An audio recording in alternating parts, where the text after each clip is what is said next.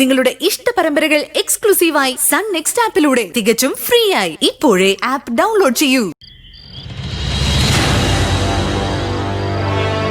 ആഹാ, ദേവിയടത്തി എരുതിയിൽ എണ്ണ ഒഴിക്കുവാണോ?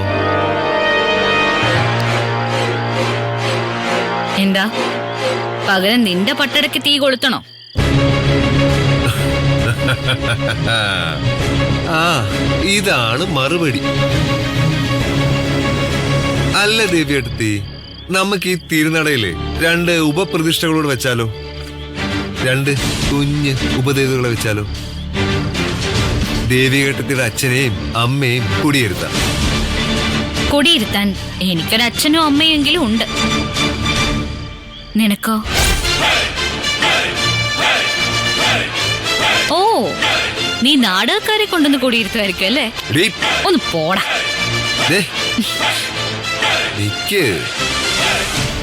ഒരു പത്രസമ്മേളനം പൊളിച്ചു എന്ന് കരുതി നീ സന്തോഷിക്കണ്ട ദേവികെ. ഞാനൊരു ആക്ഷൻ കൗൺസിൽ രൂപീകരിക്കുക. ചത്തുപോയ നിന്റെ കെട്ടിയവന്റെ മരണത്തിന് പിന്നിലെ ദുരൂഹതയും നിന്റെ പങ്കും അന്വേഷിക്കാൻ. അക്ഷര ഹോസ്പിറ്റലിനെതിരെ മഞ്ചൂർ കോടതിയിൽ ഒരു പൊതു താല്പര്യ ഹർജി മൂവ് ചെയ്യുന്നുണ്ട്. അത് കഴിഞ്ഞ് ഹൈക്കോടതി, പിന്നെ CBCID, അത് കഴിഞ്ഞ് CBI. നമുക്കങ്ങ് പൊളിക്കണം. നിന്റെ നിരഞ്ജൻ ഡോക്ടറോട് പറഞ്ഞേക്ക്. കഴിഞ്ഞോ? പക്ഷെ ഞാൻ ഭയന്നില്ല. എടാ ശരത്തെ, നിത്യ എന്നൊരു പൊട്ടിപ്പെണ്ണിനെ പരിചയാക്കി കളിക്കുന്നതുകൊണ്ടാ നീ ഇപ്പൊ ഇങ്ങനെ ജീവനോടെ നിൽക്കുന്നത്. പിന്നെ നിന്റെ ആക്ഷൻ കൗൺസിൽ നീ അങ്ങ് രൂപീകരിക്കും. എന്നിട്ട് വാ. ഒരു കാര്യം നീ ഓർത്തോണം, ഏതൊരു ആക്ഷനും ഒരു റിയാക്ഷൻ ഉണ്ട്. എന്തൊക്കെ പറഞ്ഞാലും വെറും പെണ്ണല്ലേടി നീ.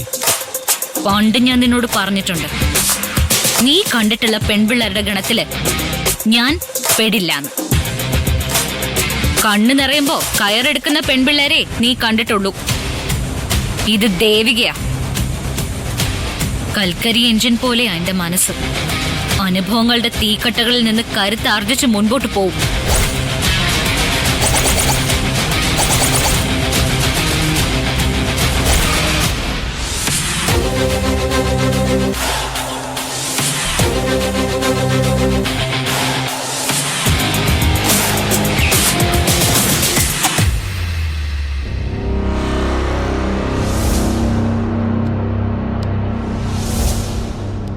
എന്താ ശരത്തേട്ടാ? പ്രശ്നങ്ങളാ. എന്ത് പ്രശ്നം? ദേവിക, അവളാ പ്രശ്നം. അല്ലെങ്കിലും അവര് പ്രശ്നമാണല്ലോ. ഇപ്പൊ എന്ത് പുതിയ പ്രശ്നം അവരുണ്ടാക്കിയത്? ദേവിക, നിരഞ്ജൻ, ശേഖർ, സ്വാമി, ശത്രുനിരയിലെ നരികളുടെ എണ്ണം കൂടുക. എന്റെ അടിവേരുകളെ ചകയണം, അതാ ദേവികയുടെ ലക്ഷ്യം. എനിക്കില്ലാത്ത ഉത്കണ്ഠ അവർക്ക് എന്തിനാണെന്ന് എനിക്ക് മനസ്സിലാവാത്ത. അസൂയ. പിന്നെ ഓരോ തവണ തോക്കുമ്പോഴും മൂർച്ച കൂട്ടുന്ന പക. നീ കരുതിയിരുന്നോണം, എന്ത് കള്ളക്കഥ പറഞ്ഞും അവര് നിന്റെ അച്ഛനും അമ്മയും എനിക്കെതിരെ നിർത്തും. ഒരു കള്ളക്കഥയും എന്റെ അടുത്ത് ഏൽക്കില്ലെന്ന് ശരത്തേട്ടൻ അറിയാലോ. കള്ളക്കഥകൾ കണ്ടുപിടിക്കാൻ നല്ല മിടുക്കുള്ളവളാ നിത്യ.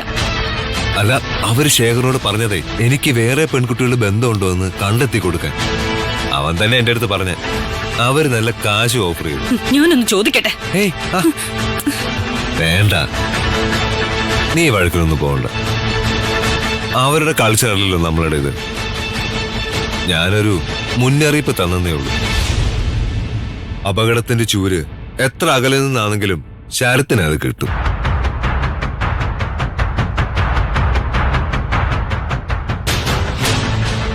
എനിക്കറിയാം തടയിടാൻ.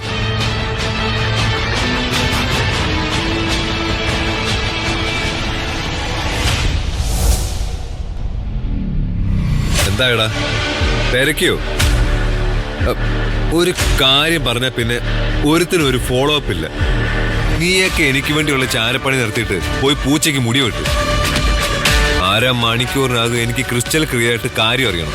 എന്നിട്ട് വേണം എനിക്ക് ക്ലിയർ ആയിട്ട് ഒരു ഡിസിഷൻ എടുക്കാൻ. ഫസ്റ്റ് നീ അമ്മാവെ കൂപ്പിട്.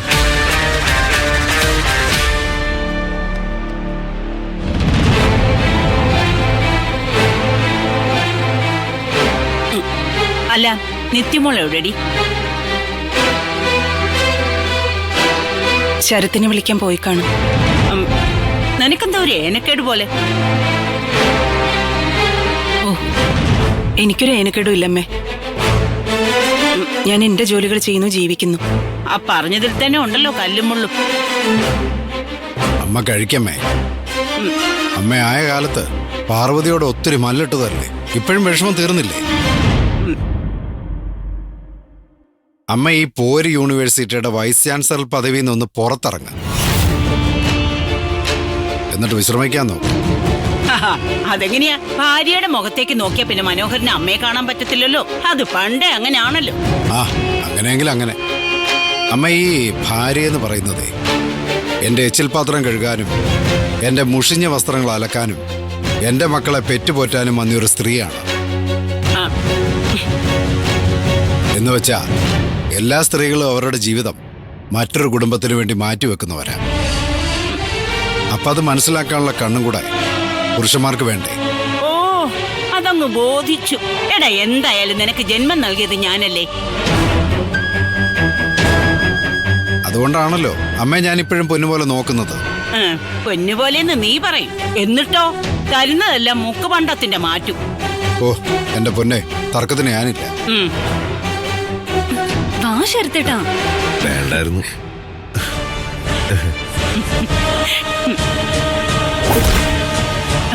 ശരത്തുമോ വന്നല്ലോ.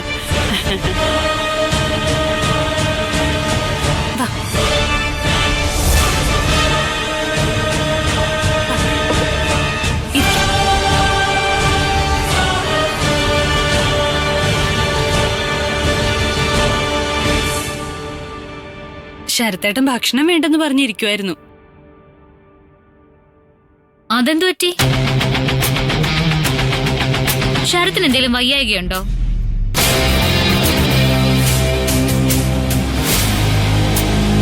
ഉണ്ടെങ്കിൽ നമുക്ക് ഹോസ്പിറ്റലിൽ പോവാം. ഞാനിപ്പോ അവിടെ വർക്ക് ചെയ്യുന്നതുകൊണ്ടേ നല്ല ഒന്നാം തരം ട്രീറ്റ്മെന്റ് തന്നെ ശരത്തിന് കിട്ടും.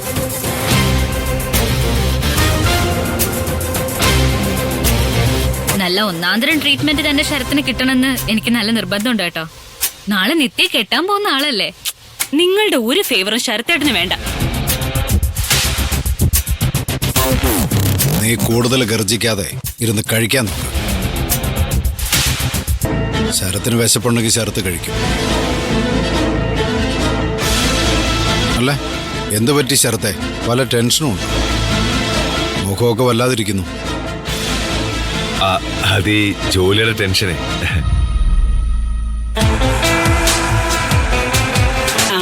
അത് കറക്റ്റാ. അധ്വാനിക്കുന്ന പിള്ളേർക്ക് മനസ്സിൽ വലിയ ടെൻഷനായിരിക്കും. എന്നിട്ട് മരുഭൂമി കിടന്ന് ഞാൻ ആട് ജീവിതം നയിച്ചപ്പോ അമ്മയ്ക്ക് ടെൻഷനൊന്നും ഇല്ലായിരുന്നല്ലോ. ഓ, പാനാസോണിക്കിന്റെ ഡെക്ക് സെറ്റ് വേണം, അത് സ്റ്റീരിയോ ആയിരിക്കണം, ഹിറ്റാച്ചിയുടെ TV വേണം, ഓ എന്നൊക്കെ പറഞ്ഞ് ഇവളെ കൊണ്ട് എയർമെയിലിൽ എഴുതിക്കുമായിരുന്നല്ലോ. ഓ, എന്റെ ദൈവമേ, പെറ്റതള്ളയുടെ ആഗ്രഹം സാധിച്ചു തന്നതിന് കണക്ക് പറയുന്ന ഒരു പുന്നാര മോൻ. അമ്മേ, ജീവിതം പകുതി നടന്നു കഴിഞ്ഞ് ഒന്ന് തിരിഞ്ഞു നോക്കുമ്പോൾ കാലം നമ്മളെ പഠിപ്പിക്കുന്ന ചില പാഠങ്ങളുണ്ട്. സ്നേഹമാണെങ്കിലും പണമാണെങ്കിലും സഹായമാണെങ്കിലും എന്താണെങ്കിലും അർഹിക്കുന്നവരെ കണ്ടെത്തി തിരിച്ചറിഞ്ഞ് അവരുടെ കൈകളിൽ വെച്ചു കൊടുക്കണം. കഷ്ടകാലത്തിന് എനിക്ക് ആ കഴിവില്ലാതെ പോയി.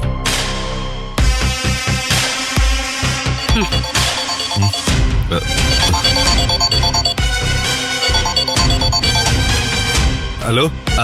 അതെ, ഞാനിവിടെ നിത്യയുടെ വീട്ടില് ആഹാരം കഴിച്ചോണ്ടിരിക്കുക. കുറച്ചു കഴിഞ്ഞ് തിരിച്ചു വിളിക്കാം.